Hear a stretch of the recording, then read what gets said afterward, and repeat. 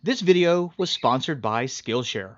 Hey everybody, welcome to the channel and welcome to our series on dry curing meats for beginners. A series where I take the world's most popular dry cured meats and show you how to make them easily, confidently, and safely at home with little to no experience. So if you're just getting started in the world of dry curing meats, why don't you take a moment right quick and click that subscribe button and that notification bell. And if you ever have any question about any of the projects you see me do, feel free to ask. In today's episode, I'm going to be showing you how to make the incredibly delicious Pastirma, or Basturma as it's also known. This is a piece of charcuterie that is generally pressed and incredibly popular in countries like Turkey, Armenia, Greece. I mean, you can find it in the Middle East, up and down the Mediterranean. What I love about this particular dry cured meat project is that it's very easy to make. It doesn't really require a whole lot of special equipment. It is insanely delicious. I mean, you're going to get those bold, beautiful flavors that Pastirma is known for, and you can literally make this year-round. It does not matter what the weather is outside. So get ready, because you're about to level up your skills. And speaking of skills, let's take a moment to thank the sponsor of today's video, Skillshare. Skillshare is an online learning community with thousands of inspiring classes for anyone who loves learning and wants to explore their creativity and learn new skills. I signed up for Skillshare because I wanted to level up a few of my skills. And right now, I'm trying to tighten up my DSLR camera game because I really don't know a whole lot about how my camera actually works. So I enrolled in a class called Fundamentals of DSLR Photography by Justin Bridges, and the simplistic way that he was able to explain how a DSLR camera worked and how to use it, and the relationship between ISO, aperture, shutter speed, and how it affects the exposure was absolutely incredible. And I actually feel that I have a better understanding of my camera and how to take better shots. If you're into photography and you have a DSLR camera, this class should be mandatory. Skillshare is 100% ad-free, so you can stay in the zone while exploring your new skill. New premium classes are being launched every single week, and their entire catalog is now available with subtitles in Spanish, French, Portuguese, and German. Right now, the first 1,000 people to use the link in the description box below or use my code will get 1 month free trial of premium Skillshare. So after this video is over, be sure to check out the link, description box below, and invest in yourself. Let's make Basturma. All right, to get started, we need to get our hands on some beef. I'm going to be using a beef tenderloin for this Basturma. You can also use the eye of round. That's another very popular cut. Whichever one you choose to use, just make sure you clean it up of any silver skin. You know, if you don't want fat, you could remove the fat. You want to inspect the meat for any loose flaps or any areas that might not dry evenly. We want our meat to be somewhat cylindrical to start off with. So I'm going to go ahead and just cut this off at the top and give that a nice clean cut. We'll set that to the side, turn that into some awesome steaks later on tonight. And when we flip this over, it looks like my butcher already removed that piece of silver skin that's normally right here on this side of the tenderloin, so we don't have to remove it. Notice the very bottom starts to taper down. That, if we leave it on there, it is going to dry a lot quicker than everything else and get really hard. So we're just going to make an even cut, set that to the side, and it looks like this is going to be the piece that we're going to be working with. Now, I am going to remove just a little bit of fat to create that cylindrical shape that I'm looking for. And any flaps of meat that look like they're protruding or loose in any way, I'm definitely just going to trim them off, like this piece right here. This is just a little flap hanging on the side. We're going to give that a little trim. And there we have it. That's the piece we're going to be working with. If you're going to be using the eye of round, there's a whole lot less knife work involved. I mean, it's already cylindrical. It's relatively lean. You just got to clean up some of the skin on the outer side of it. The next thing we want to do once we get our meat trimmed properly, we want to weigh it, and then we're going to record the weight. This weight is going to determine how much of the spice mix we're going to add to the meat. This is what we're going to be using to cure our Basturma. All right, so right now, 740 grams. That's the number we need to write down. What we're going to do now is head over to the description box of this video and click on the recipe link. That's going to take you to my website. And if you jump to the recipe, all you've got to do is input the weight of your meat. I wanted to make this as easy as possible. So right here, we're going to type in the weight of our meat, 740 grams. Our spices are going to automatically calculate, and this is how much of each spice we're going to need to add in order to properly cure this Basturma. So let's go back to the meat and add our spices. This particular method of curing is known as the equilibrium cure, and that just means we're using an exact amount of each spice to cure and flavor our meat. The alternative method is something known as the salt box method. You might have heard of it. And this is simply where you take your meat and put it into a bin of salt where it's 100% covered. Now, I like the equilibrium cure because one of the biggest advantages is that you can't really oversalt it unless you're purposefully trying. You see, the amount of salt that we add here at the beginning is the only salt that this meat is going to absorb, regardless of how long it sits in your refrigerator curing. So it's never going to get any saltier than what we're initially adding right here. And that brings me to the second advantage, which is it's a little bit more convenient as far as time goes. You know, if I want to cure this for 7 days, but at the 7th day I'm incredibly busy, I can let it sit in my fridge another 5 or 6 days or even a week, and it'll be totally fine. So notice we're using 100% of our spice mix. When you do the equilibrium cure, it is important that you use 100% of the spices. And the way that I have my recipes written out, I mean, they are dialed in. So I wouldn't change the quantity of salt too much, but everything else really comes down to flavor. Let's go ahead and vacuum seal this. If you don't have a vacuum sealer, you can place this into a Ziploc bag and squeeze out as much air as possible. I like using a vacuum sealer because I find that it allows those spices to penetrate the meat and allow the meat to cure a lot more efficiently and evenly. But like I said, either way works. This particular vacuum sealer is a heavy-duty vacuum sealer from the sausage maker, and I'll put a link in the description box if you want information on that. So our meat doesn't necessarily have a cylindrical look. If you notice, it has more of a flat look. And so I'm going to measure how thick it is, and it looks like it's roughly about 1.5 inches. All right, so the thickness of this meat is 1.5 inches. If you're using an eye of round, yours is probably going to be cylindrical, in which case you'll do the diameter. So let's go over to this website. There's going to be a link in the description box below. Notice there's an area that reads brining time. We're just going to go ahead and click on that. We're going to type in our thickness. So in our case, it was 1.5 inches. I'm going to denote inches. And then I'm going to just go ahead and click the flat option. And the result says 2.8 days. But it also says here to add 20% to fully cure to the center. 20% of 2.8 is 0.56. And when I add that to 2.8, that gives me 3.36. Or 3 1/3 days. So I'm just going to go ahead and let it cure for 4 days. And after that time, our Pastirma will be ready to start drying. The word Pastirma in Turkish literally translates to the phrase being pressed. And so what we're going to do during the curing process over the next 4 days, we're going to press this piece of meat, which is going to give us more of an oblong shape. How you choose to press it is completely up to you. I'm just going to put another pan on top and then put a weight that I happen to have, which is 30 pounds. Now, 30 pounds is totally overkill. I mean, you could literally just put like a gallon of water, which just weighs a bit over 8 pounds, and that would be totally sufficient. But I happen to have this on hand, and it fits inside my tray, so no worries there. What I'm going to do, since this has to cure for 4 days, at day number 2, I'm going to flip the meat over, put the weight right back on it, and then let it finish curing. All right, so we're going to place this in our home refrigerator for the designated amount of time. Your time may be a little different than mine. And once it's finished curing, we can then start the drying process. So here's what that's going to look like. 4 days have passed. Our meat is completely cured. We're just going to go ahead and remove this weight. And this is what it should look like. It's got a nice, flat, oblong appearance. And that's exactly what we're trying to go for here with this charcuterie. And we're just going to go ahead and remove it from our vacuum seal bag or Ziploc bag or whatever you're using. And one question that we get a lot is whether or not you need to rinse the meat off after it's finished curing. And the easy answer is no. It's really up to you, actually. It doesn't really matter if you do it one way or another. I generally don't rinse it off because, as you can see here, we've got a lot of really great spices on the meat, and I want to keep them. And so what I'll end up doing is just blotting it with a paper towel to remove any of that excess moisture that's been drawn out during the curing process. Now, if there are things like bay leaves and juniper berries and things like that, then I will just pick those off. But for the most part, like you're seeing me do here, I'll just blot it with a paper towel, and that's sufficient. Now, we need to start drying this meat, and we're going to be drying this in our home refrigerator.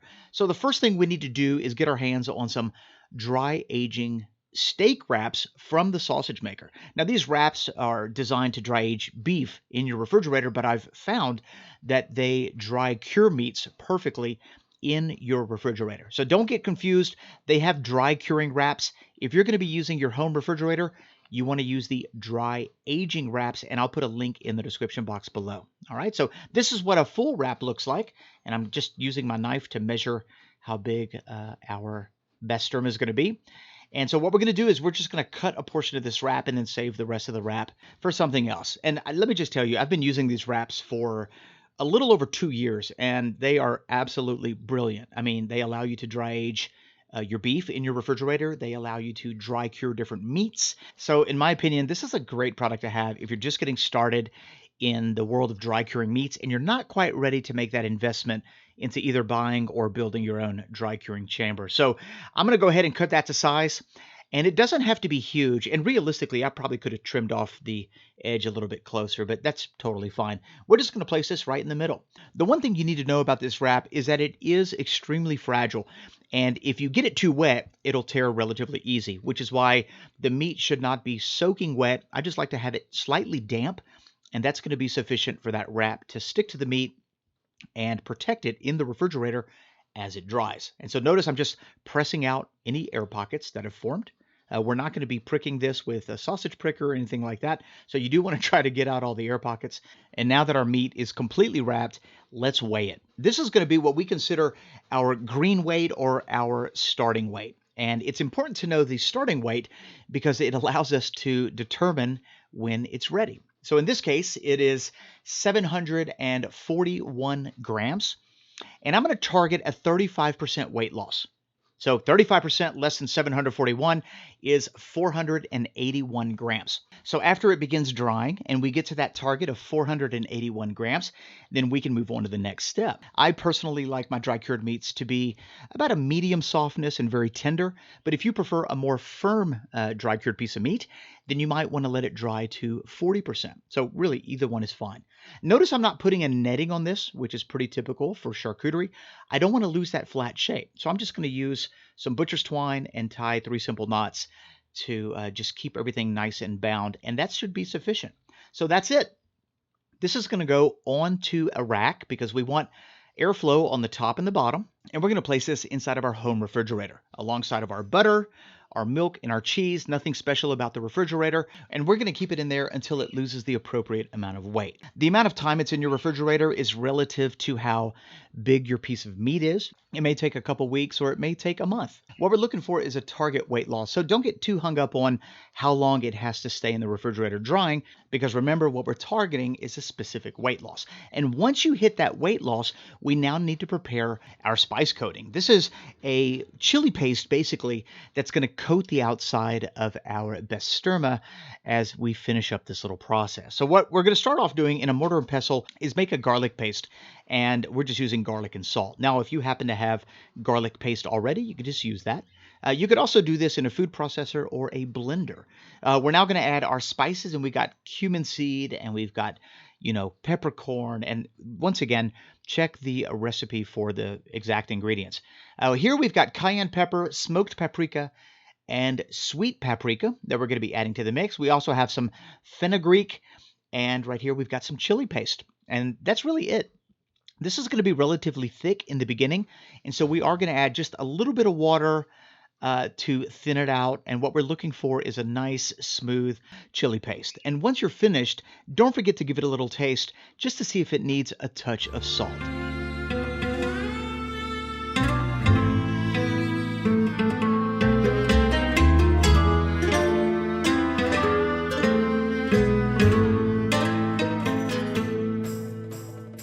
And this is about the consistency that we're looking for. Nice and smooth, very spreadable. Let's go ahead and take our piece of meat out of the refrigerator because it's ready to go ahead and coat it in that spice coating. And our meat looks great. The strings are loose on it because it's shrunk in size. We just need to remove this dry aging steak wrap from this meat so that we could proceed to the next step. And it comes off incredibly easy. If you do find that it's giving you a little bit of trouble, you could just run this under some water, and that steak wrap will literally turn into like a gelatin. It'll just wipe right off. And so this is what our meat looks like The texture of the meat is not too firm. It's actually got a really nice feel to it. And technically at this point, I mean, you could eat it. I mean, 35% weight loss. You've got a really nice piece of charcuterie, but we're not done yet. We need to go ahead and rub this down with our chili paste. And a little trick here, get a cup of water, dip your fingers in that water once you've got a nice coating on your meat, and you could just smooth it out with your wet fingers. And it's going to keep it from sticking to your hand and just make it a whole lot easier to manage.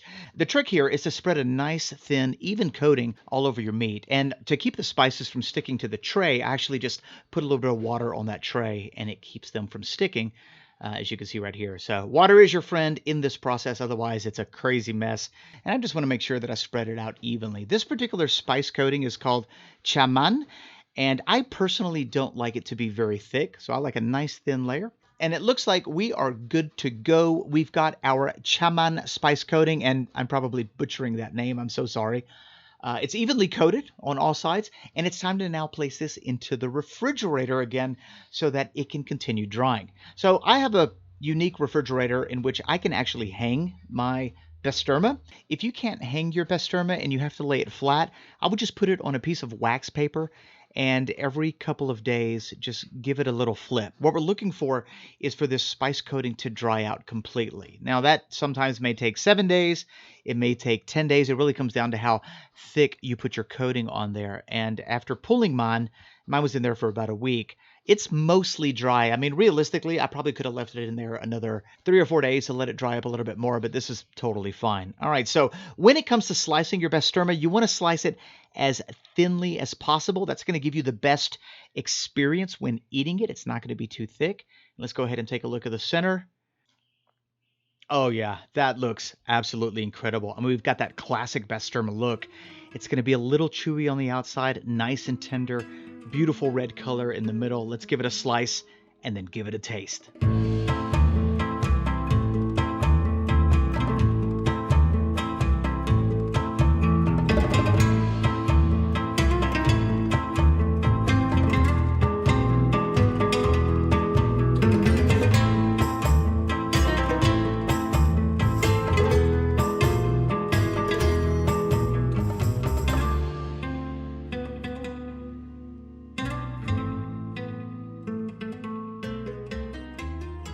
All right, everybody, moment of truth. Our Basturma is now ready and looks absolutely amazing. And this is such a great project to do, especially if you're just getting started in the world of dry curing meats. The recipe is easy to follow and the results are predictable. So you could be making this at home and enjoying this in absolutely no time. So, and it smells incredible. Now, you don't have to use the filet mignon for Basturma. You could use the eye of round if that's a little bit easier for you to get. I like to splurge and use the filet mignon. And although it does cost a bit more, in my opinion, it is absolutely worth it because it delivers an exceedingly tender bite that just really elevates the entire experience. So we dried this to 35% before we put on our spice coating. And if you like your charcuterie to be a little more on the firm side, you can definitely let this go to a 40% weight loss before you coat it with your spice mix. But let's go ahead and just give it a taste and see how it turned out. So we're just going to pull this apart. Look at that. Oh, that is so tender. Almost has like a prosciutto-like quality to the meat. So here we go. Oh, man. That's awesome.